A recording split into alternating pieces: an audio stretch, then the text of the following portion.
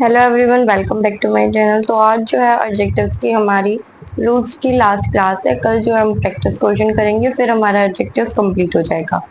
तो कुछ जो है टॉपिक्स बचे हुए हैं एडजेक्टिव्स के अंदर, कुछ इंपॉर्टेंट कंसेप्ट बचे हुए हैं, तो उनकी हम बात कर लेते हैं। एक तो हमारे सामने दो वर्ड्स आते हैं। दो वर्ड कौन कौन से आते हैं? एक तो ओरल होता है, एक वर्बल होता है।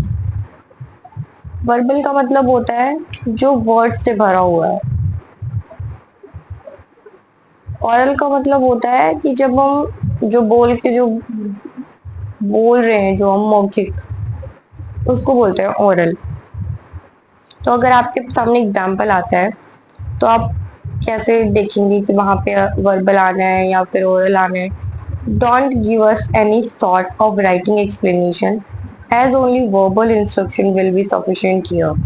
मतलब हमें जो है कोई भी सॉर्ट ऑफ रिटन एक्सप्लेनेशन मत दो।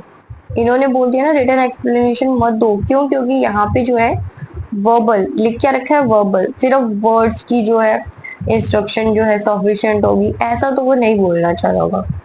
क्यों? क्योंकि अगर हम सेंटेंस समझे ध्यान से तो वो बोलना चाह रहा होगा कि यहाँ पे सिर्फ जो आप बोल के बताओगे ना वही सफिशिएंट होगा।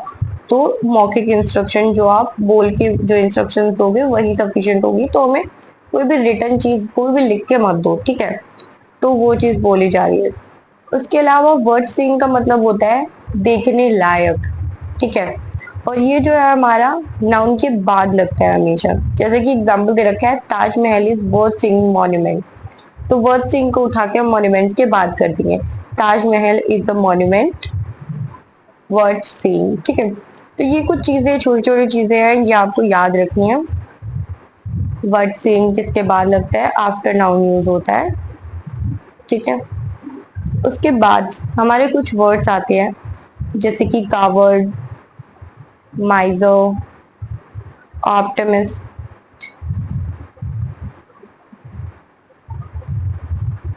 पेसिमिस्ट। और कई बार एग्जाम में क्या होता है, वो लिख के देते हैं कावर्ड पर्सन,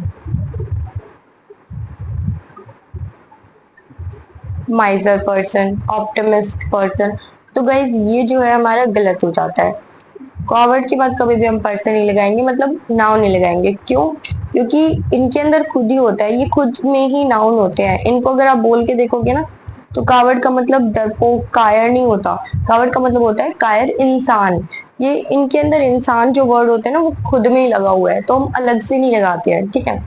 इनका मतलब ही वो है। कावर्ड का मतलब होता है कायर, इंसान। माइजर का कंजूस होता है। इस ऑप्टिमिस्टिक का आशावादी और पेसिमिस्टिक का निराशावादी। तो हमें याद रखना है ये सब क्या होते हैं, हमारे नाउन होते हैं। और अगर हम इनको कन्वर्ट करेंगे, तो जब भी हम नाउन के अंदर एल वाई लगाएंगे ना, तो हमारे एडजेक्टिव्स बनेंगे। ये नाउन है हमारे, तो इनके अगर हमें एडजेक्टिव बनाने हैं तो क्या बनेंगे? कावर्डली। तो आप कावर्डली पर्सन, कावर्डली मैन लिख सकते हो, वो हमारा सही हो जाएगा। कावर्डली मैनर ये भी लिख सकते हो, ठीक है? इसका माइजरली बन जाएगा। इसका ऑप्टिमिस्टिकली, ऑप्टिमिस्ट, इसमें ऑप्टिमिस्टिकली नहीं होता कुछ भी, ऑप्टिमिस्टिक होता है, ठीक है? और ये पेसिमिस्टिक होता है। ये आप लोगों ने पढ़े भी होंगे एडिटोरियल वगैरह में या मॉक टेस्ट में, बहुत यूज होते हैं, ठीक है? तो फिर आपको ये ध्यान रखना है कि ये एडजेक्टिव होते हैं। और एल वाई, वैसे हम जो वर्ड्स देखते हैं ना, ज्यादातर एल वाई वाले वर्ड्स हमें देख के लगता है वो एडवर्ब होंगे, लेकिन जब नाउन में एल वाई लगते हैं तो एडजेक्टिव बनता है। जब एडजेक्टिव में एल वाई लगता है तो एडवर्ब बनता है। क्या बोला मैंने? जब नाउन में हम एल वाई लगाएंगे तो हमारा एडजेक्टिव बनेगा। जब हम एडजेक्टिव के अंदर एल वाई लगाएंगे तो हमारा एडवर्ब बनेगा।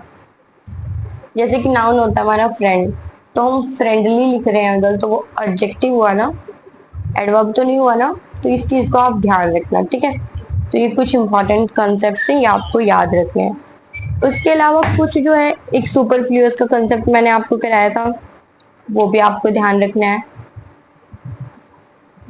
एक उससे पहले जो है हम कर लेते हैं इल का कंसेप्ट आता है। मैंने आपको बताया था ना, जो इल है उसको हम एट्रीब्यूटिवली यूज नहीं करते हैं, मतलब नाउन से पहले नहीं लगाएंगे, नाउन के बाद लगाएंगे। ये इल जो है उसी में ऐड कर लेना जो मैंने स्टार्टिंग में आपको कंसेप्ट कराए थे, और स्टार्टिंग में हमने करे थे ना, हाँ ये दे, इल भी इसी में आ जाएगा, ठीक है। ये अलग से कोई कंसेप्ट नहीं है, इसका एट्रीब्यूटिव यूज नहीं होता है, ये आपको याद रखना है। उसके अलावा देखें तो कुछ सुपरफ्लूअस वाले क्वेश्चंस हैं, जैसे कि आप लोग पढ़ो इस सेंटेंस को, I have seen it with my own eyes. My eyes लिख दिया तो माई आईज मेरी आंखें, तो वो माई ओन लगाने की जरूरत नहीं है, वो उसी से स्पेसिफाई हो गया, माई आईज से स्पेसिफाई हो रहा है कि मैंने अपनी आंखों से देखा है, तो अलग से ओन लिखने की जरूरत नहीं है, वो सुपरफ्लूअस हो रहा है। सुपरफ्लूअस सेंटेंस को हमें करेक्ट करना होता है, एग्जाम में भी सुपरफ्लूअस सेंटेंस के क्वेश्चंस आते हैं। उसके बाद बोला जा रहा है कि जो ओनली है हम उसे यूज नहीं कर सकते बेस्ट से पहले। The only best way to learn a language is through constant practice. इसमें ऐसा हो क्यों रहा है, हम ओनली क्यों नहीं लगा सकते बेस्ट? बेस्ट तो अपने आप में ही सबसे ऊपर वाली फॉर्म है ना, सुपरलेटिव फॉर्म है, मतलब जो सबसे ज्यादा है, तो अब ज्यादा वाले में आपको अलग से स्पेसिफाई करने की क्या जरूरत है, वो तो स्पेसिफाई हो ही गया ना, तो ओनली क्या हो जाएगा यहाँ पे, सुपरफ्लूअस हो जाएगा, ठीक है। उसके बाद हमारा कुछ छोटे छोटे कंसेप्ट आते हैं, ये 1 2 और 3, ये क्या है हमारे 1 2 3, ये सब जो है हमारे नाउन के बाद आते हैं, ये नाउन के बाद लगेंगे, ठीक है। और फर्स्ट सेकंड थर्ड, ये जो है हमारे नाउन से पहले लगेंगे, ठीक है। ये इंपॉर्टेंट कंसेप्ट है, ये याद रखना होता है। कई बार वैसे तो हमें पढ़ने से ही समझ आता था, बट कई बार कंफ्यूजन हो जाता है इन चीजों में, तो फिर थोड़ा सा आप लोग ध्यान रखना। जैसे कि एग्जाम्पल की बात करें तो he studies in 6th class. 6th क्या है, नाउन से पहले लगा है, he studies in class 6, 6 noun के बाद लगा है, ठीक है। उसके बाद बात करें तो I have read the first 5, first 5 pages आएगा, फर्स्ट क्या है पहले लगेगा, 5 बाद में लगेगा, ठीक है। ही is a good student in English. Student ये हमने पहले कंसेप्ट किया था, ये वही है। गुड किस में है, गुड स्टूडेंट है वो इंग्लिश में गुड है, इसके लिए यूज हो रहा है वो, तो he is a student good in English, ठीक है। He live he live an affluent life as they are dependents of the royal family. अगर यहाँ पे वो डिपेंडेंट लिख के दे देता है, ऐसे नहीं लगाता है, तो इसका मतलब क्या हुआ कि वो बहुत तो अच्छी लाइफ जीते हैं, क्यों, क्योंकि वो डिपेंडेंट है रॉयल फैमिली के, इसका कोई मीनिंग तो बन नहीं रहा, तो यहाँ पे डिपेंडेंट नहीं आएगा, डिपेंडेंस आएगा। डिपेंडेंस का मतलब क्या होता है, वारिस होता है। उसके अलावा अगर हम बात करें तो गुड हो गया, बैड हो गया, गुड का एडवर्ब क्या बनता है, वेल बनता है, ये आपको याद रखना है। बैड का एडवर्ब क्या बनता है, इल बनता है, ठीक है। और इल हमने पढ़ा कि एट्रीब्यूटिवली हम यूज नहीं कर सकते, पहले यूज नहीं कर सकते, बाद में यूज कर पाएंगे, ठीक है। जब भी ये एडजेक्टिव की तरह यूज होंगे उस मतलब कहने का मतलब ये है, जो वेल और इल है वो एडवर्ब और एडजेक्टिव दोनों की तरह यूज होते हैं, लेकिन जो ये है इनको हम एट्रीब्यूटिवली यूज नहीं कर पाएंगे, इनको हम बाद में यूज कर सकते हैं। जैसे कि अगर हम वैसे बात करें तो I am well, I am ill, ये हमारे एज अ एडजेक्टिव यूज हो रहे हैं इधर, ठीक है। The manager took leave from work to take care of his ill mother. Ill mother नहीं लिख पाएंगे, यहाँ पे एडजेक्टिव की तरह यूज हुआ है, तो मदर वो वाज इल, या फिर एलिंग या सिक मदर, ठीक है। उसके अलावा हमारे कुछ वर्ड्स आते हैं, इनको आप वैसे पढ़ लो, जिनमें देखने में तो ये बिल्कुल सेम सेम लगते हैं, लेकिन इनका बहुत अलग मीनिंग होता है, तो इसलिए मैंने इनको नोट डाउन कर लिया था जब मैंने इनके बारे में पढ़ा था। तो जैसे कि क्लासिक हो गया, क्लासिक, ये जितने भी वर्ड है पहली बात ये एडजेक्टिव ही लिखे हुए हैं, इसीलिए मैंने इसको इस टॉपिक में लिख रखा है। तो क्लासिक क्या होता है, क्लासिक मतलब होता है नियर परफेक्ट, मतलब लगभग परफेक्ट ही है। क्लासिकल होता है ट्रेडिशनल। कॉमिक होता है लाफ्टर, मतलब हंसी मजाक चल रही है पॉजिटिव फॉर्म में, कॉमिकल होता है एब्सर्ड, मतलब बेतुका, मतलब कुछ बुरा भला बोला जा रहा है नेगेटिव फॉर्म में।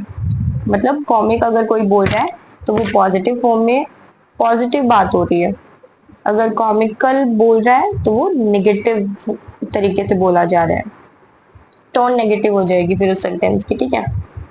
इकोनॉमिक की बात करें तो इकोनॉमिक जो है हमारा इकोनॉमी से रिलेटेड होता है। इकोनॉमिकल की बात करें तो इकोनॉमिकल होता है चीप, मतलब सस्ता। इलेक्ट्रिक की बात करें तो इलेक्ट्रिक होता है हमारा पावर, और इलेक्ट्रिकल का मतलब होता है इलेक्ट्रिसिटी से रिलेटेड।